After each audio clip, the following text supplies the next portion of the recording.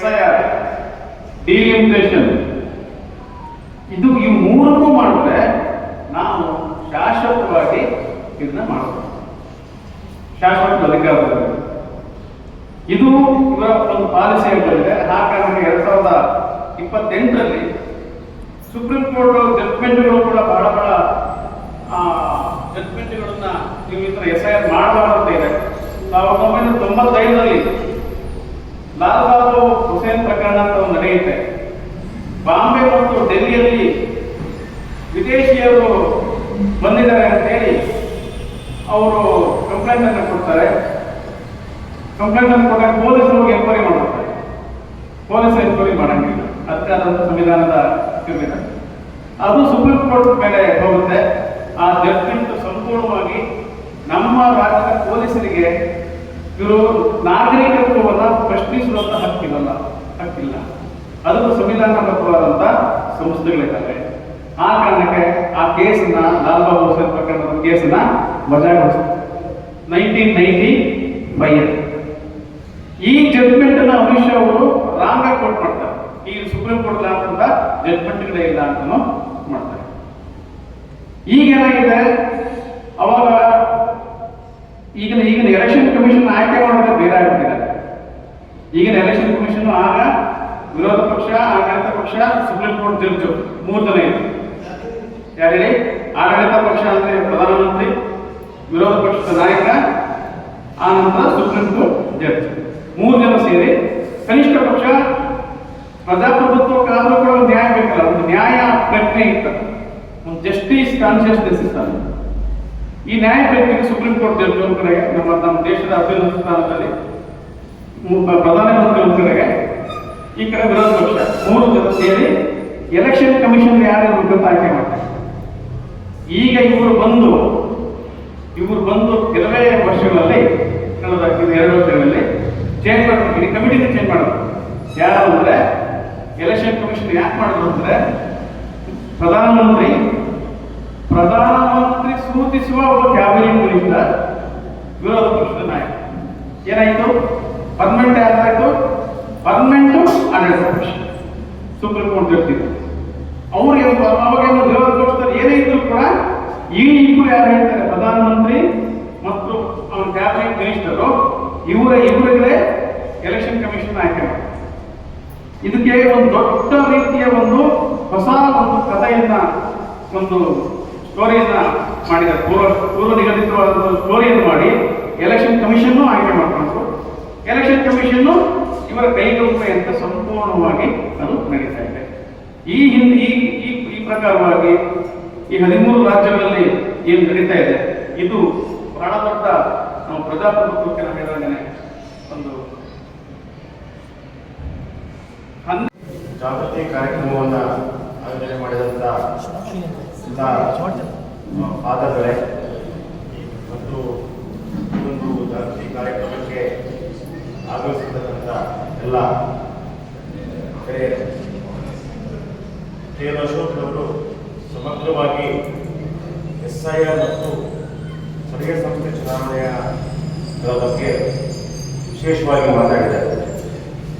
ಹಾಗಾಗಿ ನಾವು ಲೆಕ್ಚರ್ಗಳು ಸಾಮಾನ್ಯವಾಗಿ ಗಂಟೆ ಹೊಡೆ ತನಕ ಮಾತು ಮುಗಿಸೋದಿಲ್ಲ. ಅಶೋಕ್ ಲೆಕ್ಚರ್ ಆಗಿದ್ದ ಕಾರಣಕ್ಕಾಗಿ ಅವರು 50 ನಿಮಿಷ 1 ಗಂಟೆನೇ ತಗೊಂಡಿದ್ದಾರೆ. ನಾನು ಲೆಕ್ಚರ್ ಅಲ್ಲ, ಲಾಯರ್. ಹಾಗಾಗಿ ನಾನು 1 ಗಂಟೆ ಸಮಯ ತಗೊಳ್ಳಲ್ಲ. 5 ರಿಂದ 6 ನಿಮಿಷ ಕೆಲವು ಅಂಶವನ್ನು ಆ್ಯಡ್ ಮಾಡಬೇಕು ಅಷ್ಟೇ. ಮತ್ತು ನೀವು ಕೂಡ ನನಗೀಗ ಕಾಲ ಯಾವ ಥರ ಆಗಿದೆ ಅಂತಂದರೆ, ಅವಸರ ಅನ್ನೋದು ಸಾವಧಾನದ ಪೆನ್ನನ್ನು ಏರಿದೆಯರು. ಹಾಗಾಗಿ 1 ಗಂಟೆ ಮೇಲೆ ಕೇಳುವ ಕಾಲ ಇದಲ್ಲ. ಎಲ್ಲ ರೀಲ್ಸ್, 30 ಸೆಕೆಂಡ್ಸ್ ರೀಲ್ಸ್ಗಳನ್ನ ನೋಡುವಂಥ ಕಾಲ. ಮೊಬೈಲ್ ಇಲ್ಲದೆ ಬದುಕಲಿಕ್ಕೆ ಬಸ್ಗಳಾಗದೇ ಇರುವಂಥ ಸಂದರ್ಭವಾಗಿದೆ. ಮುಖ್ಯವಾಗಿ ಸ್ಥಳೀಯ ಸಂಸ್ಥೆ ಚುನಾವಣೆಯನ್ನು ನಡೆಸದೇ ಇರಲಿಕ್ಕೆ ನಾನೊಬ್ಬ ಪತ್ರಕರ್ತನಾಗಿ ತನಿಖೆ ಮಾಡಿದಾಗ ಕಂಡುಕೊಂಡಂತಹ ಪ್ರಮುಖ 4 ಅಂಶಗಳನ್ನು ಹೇಳ್ತೇನೆ. ಇದರಲ್ಲಿ ಇದರಲ್ಲಿ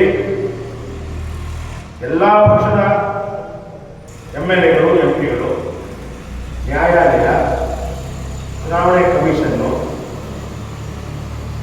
ಸೇರ್ಕೊಂಡಿದೆ. ಯಾಕಂತಂದ್ರೆ ಯಾವ ಶಾಸಕರಿಗೂ ಮತ್ತು ಯಾವ MP ಗಳಿಗೂ ಎರಡನೇ ಹಂತದ ನಾಯಕರನ್ನ ಬೆಳೆಸುವ ಮನಸ್ಸೂ ಇಲ್ಲ.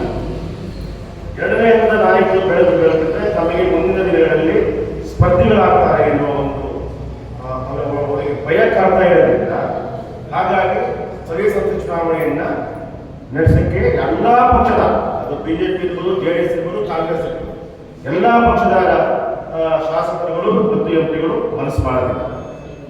ಇನ್ನೊಂದು ಬಹಳ ಮುಖ್ಯವಾದಂತ ಏನಪ್ಪ ಅಂದ್ರೆ, ಒಂದು ಬಹಳ 70,000 ಕೋಟಿ ರೂಪಾಯಿಯ ಒಂದು ಯೋಜನೆ ಬಂತು, ಜಲಜೀವನ ಮಿಷನ್ ಅಂತ, JJM.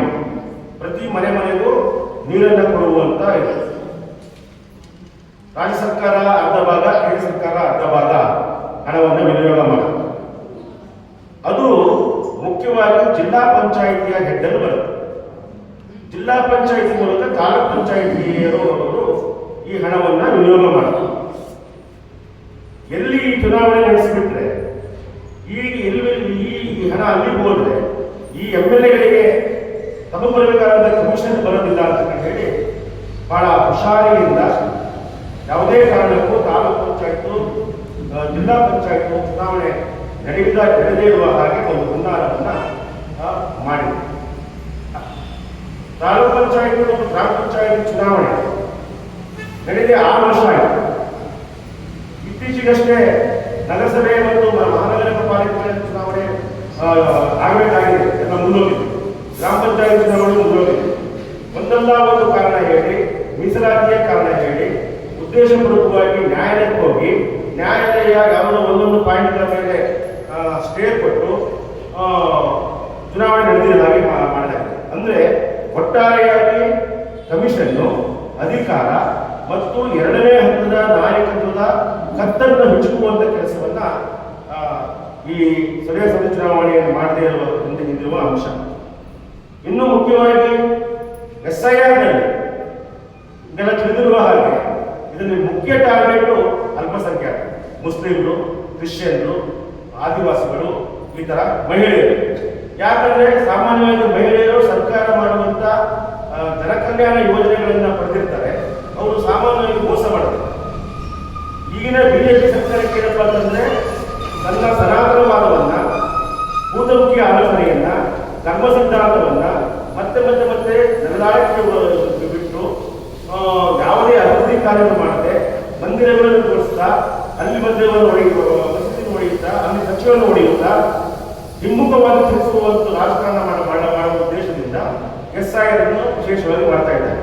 ಹಾಗಾಗಿ ಪ್ರತಿ ಮನೆಯಲ್ಲೂ ಕೂಡ ಪ್ರತಿಯೊಬ್ಬರು ಈಗಿನಿಂದಲೇ ಮ್ಯಾಚ್ ಇದೆಯಲ್ಲ, ಈಗಲೇ ತಮ್ಮ ID ಕಾರ್ಡ್ ಅಲ್ಲಿ ಏನು ಹೆಸರು ನೋಡಿಕೊಂಡು ಫಾರ್ಮ್ ನಂಬರ್